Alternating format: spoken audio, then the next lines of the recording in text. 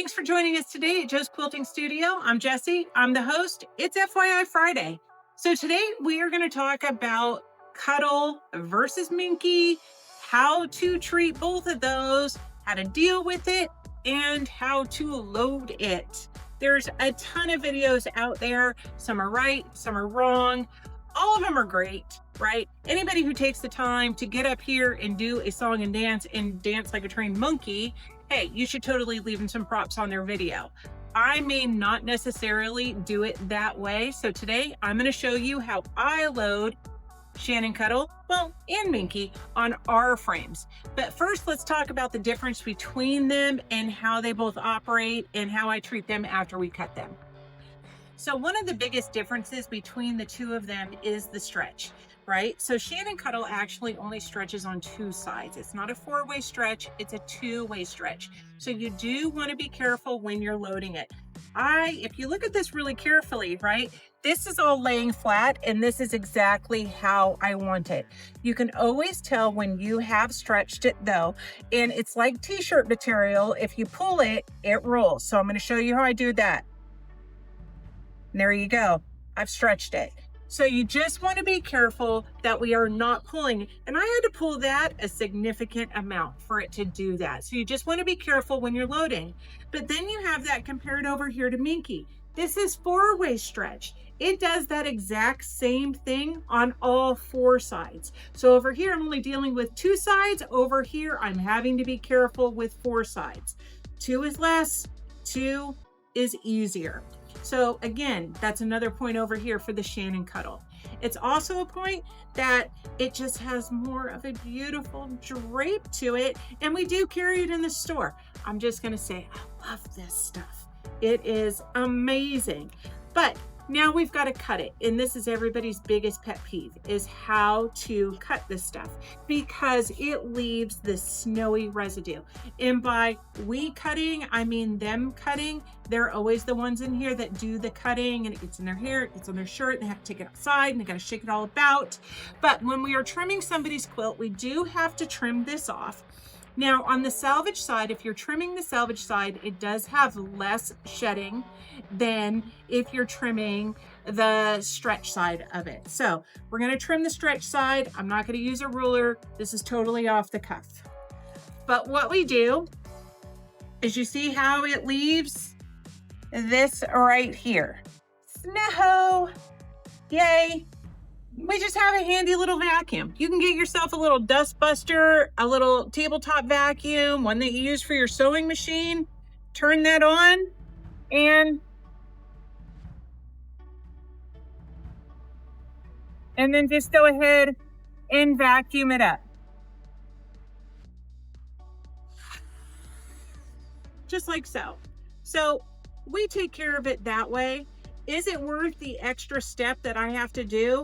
It totally is. Because here's a fun fact that you don't know about me. I have made hundreds of quilts, and my family announced last year to never make them another quilt unless it has Shannon Cuddle on it. I personally want my quilts to be used, so all of their quilts are getting Shannon Cuddle on it. I much prefer that over it sitting folded in my closet.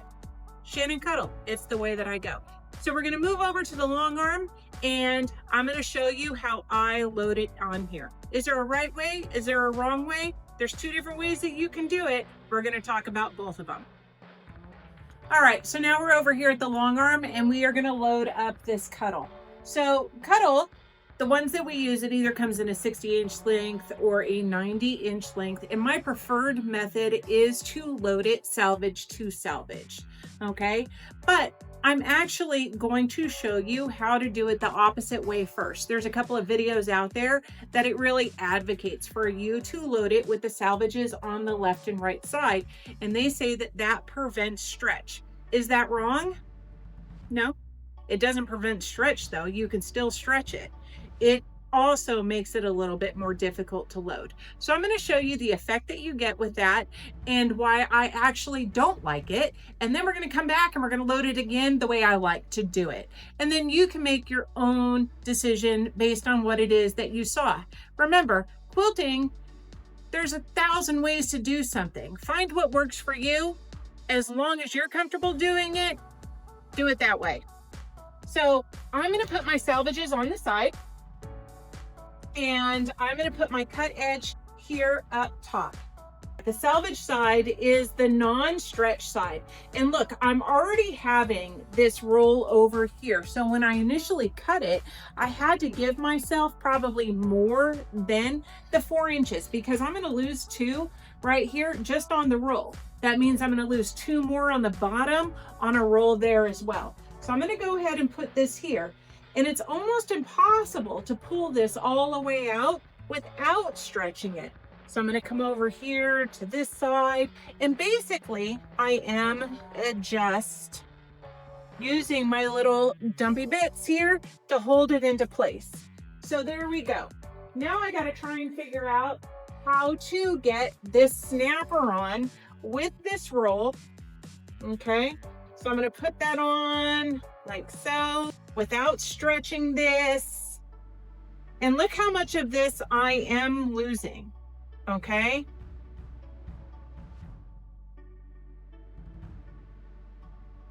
Put this here. Now look what happens when I go to advance it, right? And hey guys, we'll do quilt loading in a different video. But look what happens when I go to advance it. It kind of bows here at the top. It bows here on the left side. And then I have this weird wonky bits in here. So I need to come 9 times out of 10 when I do load my cuddle like this, I end up getting a pucker somewhere here in the first 4 inches. And I find this incredibly hard to work with. Okay. So I don't like to load like this. I really don't. And I tend to stretch it a little bit more than I like. It's not my preferred method. I actually prefer to load this salvage to salvage. So you can kind of see how this happens and how the top gets treated. We roll, it takes some extra, it stretches, it's wonky. I don't like it, okay? So I'm gonna quickly take this off and we're gonna load it the other way. All right, so now that we've reset and we're back to the beginning on this, I'm going to load this piece of Shannon Cuddle, and I'm going to load it how I normally do in here in the store when I'm loading it for a quilt. So I am going to take the salvage, and you can clearly see which side is the salvage and which side isn't. It has little perforation marks. Look, there's no fuzz coming off. There's no stretch. It's very easy to tell which one is which.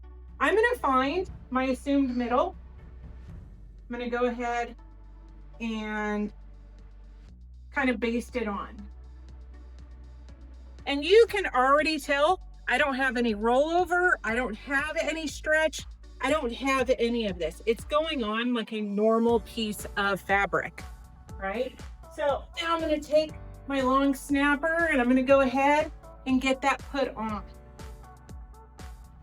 So now keep in mind when you're putting these snappers on that they bend. If you're struggling with your snappers, just bend them a little bit when you're putting them on. It opens the channel up and they go right on. All right, so now I do have the whole top of this on. I'm not going to get into a whole tutorial on quilt loading on these Anova frames. We'll have that in a separate video where we talk about all the dynamics of it. But I do load the top of my backing fabric first. I come and collect my little tiny little pieces. I call them dumpy pieces. That's not what they are called. That's what I call them. That's what I'm referring to. I put them in my pocket because I love to find them in my wash. And I'm going to go ahead and I'm going to roll this up. Now, the thing is if I put tension on this, it will stretch it. So I want to make sure as I'm rolling this up on my frame that I'm not putting tension on the fabric itself, right? So I'm constantly kind of keeping a flow. I could also just dump it on the inside, but I don't like to do that. And what I'm doing is I'm watching my rolled up sides on my take up to make sure that these are not rolling in there. So I'm always kind of keeping in mind, okay, that it's rolling up flat.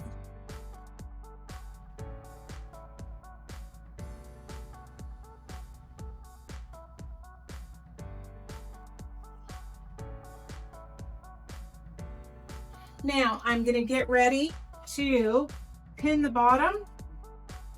Go ahead and pin my bottom and baste it down with my little dumpy pieces that I conveniently left in my pocket to wash at a later date.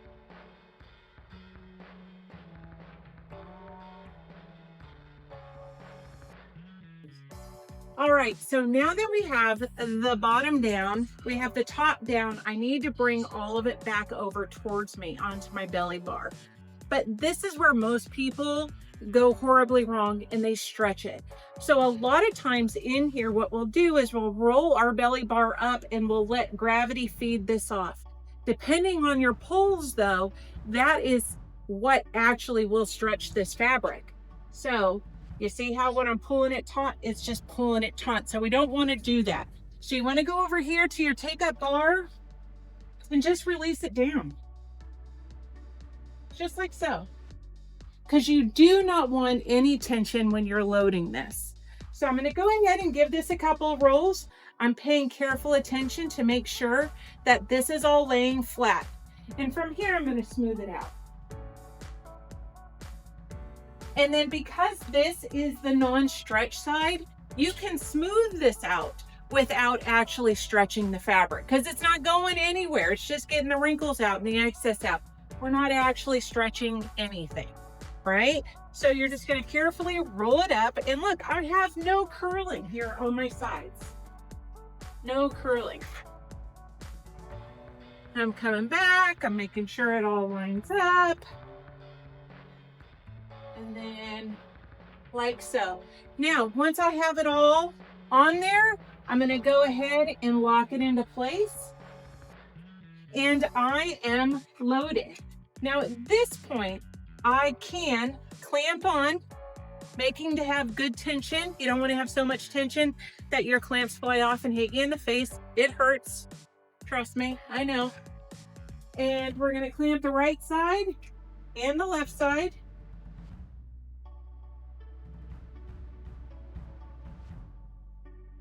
And we have now put this on with absolutely no stretching. Now, when you're advancing your quilt and you've got everything on, you want to do the same thing, right? As you're advancing, you want to go ahead, release your cuddle, and then advance from here. You don't want to pull it, okay? And then your cuddle just won't stretch. You can keep it taut enough, as you see here, to long arm quilt on. Absolutely no problem. You're not going to have excess, you're not going to have stretch, and it is 100% easier to load. Now, your next question is probably going to be, my quilt is 110 inches long and that cuddle is only 90 inches. How do I do that? Well, listen, let me tell you, we get big, gigantic quilts in here and they say the same thing. We load the quilt the same way. The 90 goes up and down. We just cut 110 inches going left to right, and I put the quilt on sideways. Because for me, being able to load this with my salvage up and down makes this whole quilting process so much easier. And the better result I can get with this cuddle, the better result it's going to have for your quilt, right? So I'm going to do whatever I can do to get this cuddle to work to the best of its ability. That helps me, that helps you, and that helps everybody. Now, one of the other things that happens is if your quilt is larger than those 90, we also keep 60-inch cuddle here in the store. I can piece that together, and we have a whole different video for how to piece cuddle together and how we then treat that on the long arm. But anyways, I digress. We can sew that together, and then I can still load it the way that I want with the salvage up and the salvage down. And then what you sewed together was the salvage as well. So there is that. So there's all kinds of options for me. And for me, it just makes it easier. It makes sense for me, which makes sense for you, which makes sense for everybody, and you get a great result. Now you know.